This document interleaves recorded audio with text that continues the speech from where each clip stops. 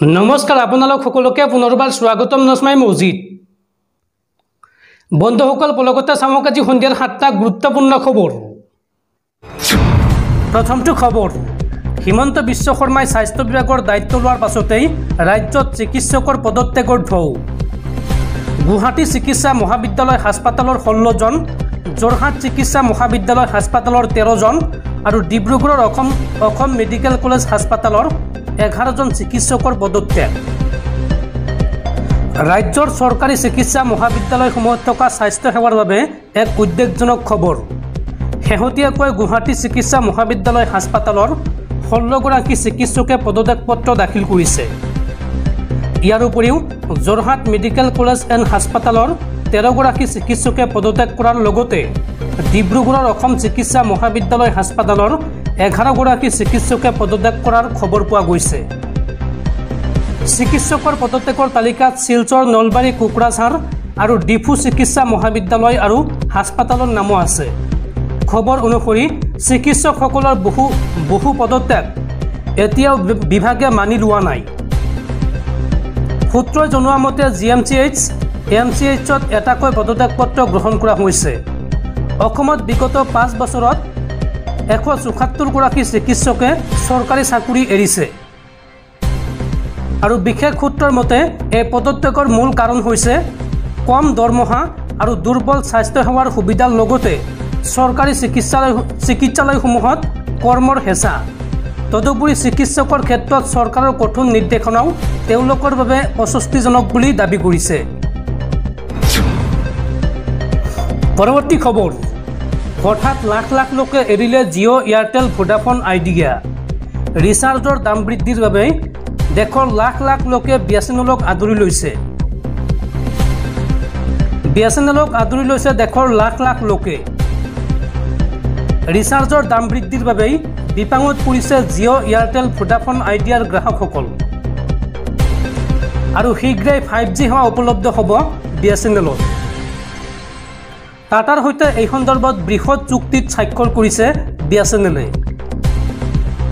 টাটাৰ সৈতে 15,000 কোটি টকাৰ চুক্তি কৰিছে বিএছএনএলে। জিঅ' এয়াৰটেল ভোডাফোন আইডিয়াতকৈ বহু কম মূল্যত লাভ কৰিব সুবিধা বিএছএনএলত আৰু মাত্ৰ 13 দিনতে 1,05,000 গ্ৰাহকে এৰিলে জিঅ' এয়াৰটেল ভোডাফোন আইডিয়া। प्रतिदिने द्रुतगतित बृद्धि पाइছে বিএছএনএলৰ গ্ৰাহকৰ সংখ্যা আৰু দেশত বিএছএনএলে 5G স্থাপনৰ বাবে আৰম্ভ কৰিছে কাম। 4G সেৱা থকা ঠাইসমূহত সৰ্বাধিক হৈছে বিএছএনএলৰ গ্ৰাহক। দেশৰ 4খনকৈ ৰাজ্যত ইতিমধ্যে ডাটা চেণ্টাৰ নিৰ্মাণ কৰিছে টাটাই আৰু এই পৰ্যন্ত 10,000ৰো অধিক 4G নেটৱৰ্ক স্থাপন কৰিছে টাটাই আৰু 2024ৰ ভিতৰতে 1 লাখ 4G নেটৱৰ্ক স্থাপনৰ পৰিকল্পনা টাটাৰ। পৰৱৰ্তী খবৰ দেশৰ লাখ লাখ নিবনুৱা যুৱক যুৱতীলৈ ভাল খবৰ। এইবাৰ পোষ্ট অফিচত ওলাইছে হাজাৰ হাজাৰ চাকৰি। একেলগে 44,000ৰো অধিক চাকৰি বিজ্ঞাপন প্ৰকাশ কৰা হৈছে। মেট্ৰিক পাছ কৰিলেই আপুনি আবেদন কৰিব পাৰিব এই চাকৰি। দেশৰ লাখ লাখ নিবনুৱা যুৱক যুৱতীৰ বাবে ভাল খবৰ। দশম শ্ৰেণী উত্তীৰ্ণৰ বাবে আহিছে সোণালী সুযোগ। ডাক বিভাগত ওলাইছে 44,228টা পদ।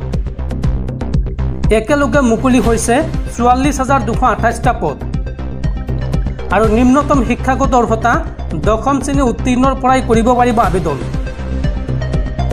15 জুলাইৰ পৰা 5 আগষ্টৰ ভিতৰত কৰিব লাগিব আবেদন। অনলাইন যোগে এই চাকৰিৰ বাবে কৰিব লাগিব আবেদন। গ্ৰামীণ ডাক সেৱক পদৰ বাবে ওলাইছে এই চাকৰি।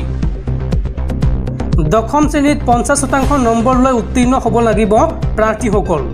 যদি আপুনি আবেদন কৰিম বুলি ভাবিছে তেন্তে আপোনাক মেট্ৰিকৰ পাৰ্চেণ্ট 50% বা তাৰ ওপৰত থাকিব লাগিব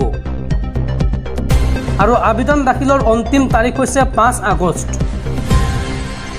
যিকোনো স্বীকৃতিপ্ৰাপ্ত বিদ্যালয়ৰ পৰা দশম শ্ৰেণী উত্তীৰ্ণ হ'ব লাগিব আবেদনকাৰী আৰু প্ৰাৰ্থীৰ নিম্নতম বয়স হ'ব লাগিব 18 বছৰৰ পৰা 40 বছৰ বয়সৰ ভিতৰত আৰু সংৰক্ষিত শ্ৰেণীৰ বাবে প্ৰাৰ্থীয়ে ৰেহাই পাব বয়সৰ সময়সীমা। এই সন্দৰ্ভত অধিক তথ্য জানিবলৈ বা এই চাকৰিত আবেদন কৰিবলৈ আপুনি ভিজিট কৰক পোষ্ট অফিচৰ অফিচিয়েল ৱেবছাইট indiapost.gov.in। এই ৱেবছাইটত সবিশেষ তথ্য জানিব পাৰিব।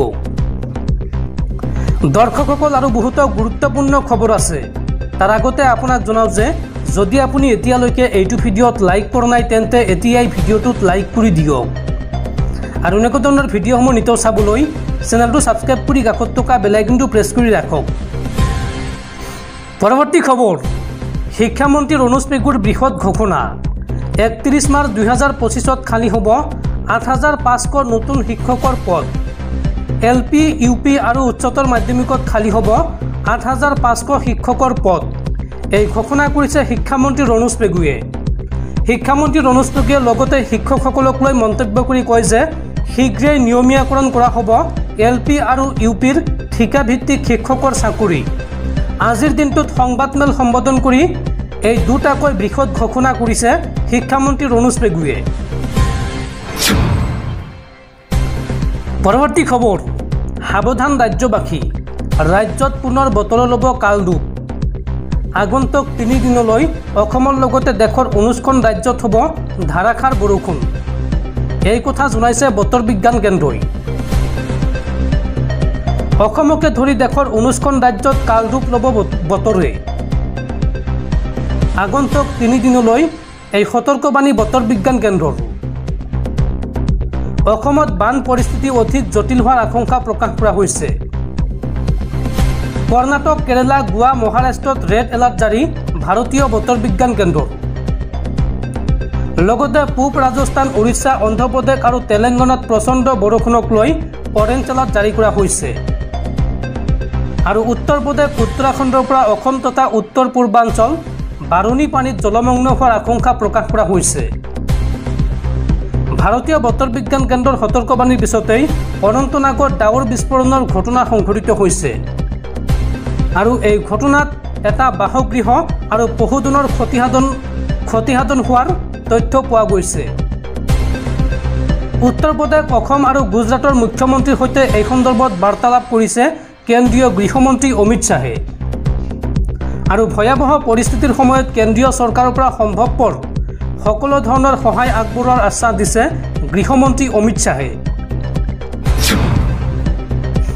পৰৱৰ্তী খবৰ, ৰাজ্যৰ মেধাৱী শিক্ষাৰ্থীসকলৰ বাবে জৰুৰী খবৰ। অতি শীঘ্ৰে প্ৰদান কৰা হ'ব আনন্দৰাম বৰুৱা বঁটা। 2024 বৰ্ষৰ আনন্দৰাম বৰুৱা বঁটাৰ বাবে অনলাইন যোগে শিক্ষাৰ্থীসকলে কৰিব লাগিব আবেদন। মেট্ৰিক পৰীক্ষাত 75%তকৈ অধিক নম্বৰ লাভ কৰা শিক্ষাৰ্থীসকলে লাভ কৰিব আনন্দৰাম বৰুৱা বঁটা। আৰু এইসকল শিক্ষাৰ্থীয়ে অনলাইন যোগে আবেদন কৰিব লাগিব। অনলাইন যোগে আবেদন কৰিবলৈ আপোনালোকে ভিজিট কৰক https://vidyarthi.co.in অথবা ভিজিট কৰক www.madhyamik.assam.gov.in। এই দুটাকৈ ৱেবছাইটৰ ভিতৰত যিকোনো এটা ৱেবছাইটৰ জৰিয়তে আপোনালোকে অনলাইন যোগে আবেদন কৰিব পাৰিব। মনত ৰাখিব, 25 জুলাইৰ ভিতৰত আপোনালোকে কৰিব লাগিব অনলাইন। এই সন্দৰ্ভত শিক্ষা বিভাগে জাৰি কৰিছে বিশেষ নিৰ্দেশনা। পৰৱৰ্তী খবৰ, ৰাজ্যত পুনৰ অবৈধ বাংলাদেশী নাগৰিকৰ দপদপনি। গুৱাহাটীত পুনৰ গ্ৰেপ্তাৰ কৰা হৈছে 4গৰাকী বাংলাদেশী নাগৰিকক। 20,000 টকাৰ বিনিময়ত ভাৰতত সোমাইছিল এই 4গৰাকী বাংলাদেশী নাগৰিক। গুৱাহাটী মহানগৰীত পুনৰ 4গৰাকী বাংলাদেশীক আটক। পল্টন বজাৰ ৰেলৱে ষ্টেচনৰ পৰা আটক কৰা হৈছে 4 বাংলাদেশীক। ধৃত বাংলাদেশী কেইজন ইছমাইল চৰ্দাৰ, আব্দুল্লাহ, মুছাম্মাদ মইনা আৰু ফাৰজানা। GRP আৰু RPFে আটক কৰে এই 4 বাংলাদেশীক। বাংলাদেশৰ পৰা ত্ৰিপুৰা হৈ বাংগালুৰুলৈ গৈ আছিল এই 4গৰাকী বাংলাদেশী নাগৰিক। চাকৰিৰ প্ৰলোভনেৰে দালালে লৈ আহিছিল এই 4গৰাকী বাংলাদেশী নাগৰিকক। 20,000 টকাৰ বিনিময়ত ভাৰতলৈ আনিছিল এই 4কে। আৰক্ষীৰ জেৰাত এই কথা স্বীকাৰ কৰিছে ধৃত বাংলাদেশী কেইটাই। পৰৱৰ্তী খবৰ, দেশবাসীলৈ আন এক দুখবৰ। জম্মু কাশ্মীৰত পুনৰ সেনা আৰু সন্ত্ৰাসবাদীৰ মাজত ভয়ংকৰ সংঘৰ্ষ। আৰু এই সংঘৰ্ষৰ সময়ছোৱাত শ্বহীদ হৈছে 4গৰাকীকৈ ভাৰতীয় সেনা জোৱান। সমগ্ৰ দেশবাসীলৈ এক দুখবৰ।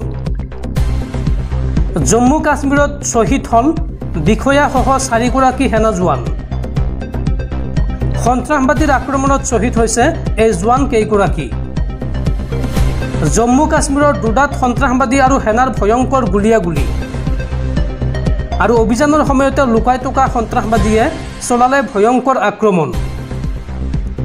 বৰ্তমান পৰ্যন্ত অব্যাহত আছে সেনা সন্ত্ৰাসবাদীৰ সংঘৰ্ষ আৰু এই সংঘৰ্ষত গুৰুতৰভাৱে আহত হৈছে আন 5গৰাকী সেনা।